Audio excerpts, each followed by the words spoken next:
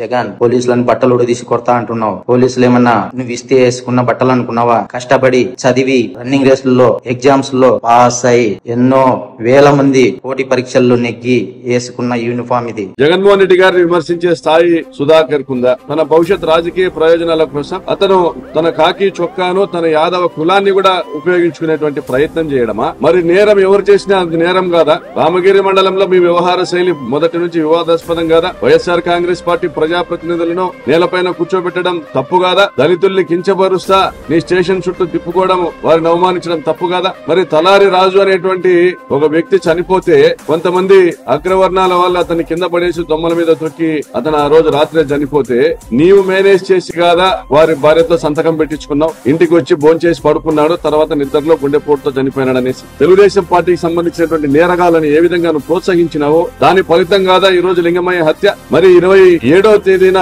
ఎన్నిక ఉంది, 26వ తేదీన అనెక్సర్ 1 అనెక్సర్ 2 సబ్మిట్ చేయడానికి మా విప్ అడ్వకేట్ మాజీ పీపీ కురువ నాగిరెడ్డి మా విప్ వచ్చి అనెక్సర్ 1 అనెక్సర్ 2 సబ్మిట్ చేయడానికి వస్తే వారిపైన దాడి చేసినప్పుడు నీవు కాదా వారి వాహనంలో ఒక కొడవలిని చేర్చింది, అన్యాయంగా అక్రమ కేసులు వారిపైన బనాయించింది? ఒక ఎలక్షన్ ప్రెమిసెస్ లేకి పరిటాల సునీత సొంత గ్రామానికి సంబంధించినటువంటి ఒక ఎస్సీ వ్యక్తికి ఏమి పని ఉంటుంది? ఆ రోజు పూర్తిగా వీడియో కెమెరాలు ఉన్నాయి, చుట్టూ పోలీస్ బందోబస్తు ఉంది. ఎలక్షన్ ప్రెమిసెస్ అయినటువంటి మండల కార్యాలయం యొక్క కాంపౌండ్ లో జరిగినటువంటి దాడికి మరి వెంకటాపురం గ్రామానికి సంబంధించినటువంటి ఒక దళిత వ్యక్తికి ఏం సంబంధం ఉంటుంది? అతనితో మీరు సునీత కలిసి కుట్ర చేసి కంప్లైంట్ తీసుకుని దాడికి గురి కాబడిన వాళ్ళపైన మీరు మళ్ళీ కేసు పెట్టడం, ఎస్సీ యాక్ట్ పెట్టడం, 307 పెట్టడం, ఆర్మ్స్ యాక్ట్ పెట్టడం, నాన్ బెయిలబుల్ సెక్షన్స్ పెట్టడం. భారతీయ ఒక ఎంపీటీసీని బెదిరించి పరిటాల సునీత శ్రీరామ్ తో వీడియో కాల్ మాట్లాడించింది నిజం కాదా? ఇద్దరు యాదవులు ఎంపీటీసీలు ఉండగా వాళ్ళను కులం పేరుతో నువ్వు ప్రలోభానికి గురి చేసేటువంటి ప్రయత్నం చేయడం వాస్తవం కాదా? ఇవన్నీ నీ కాకి చొక్కా నేర్పించాయా? ఇటువంటి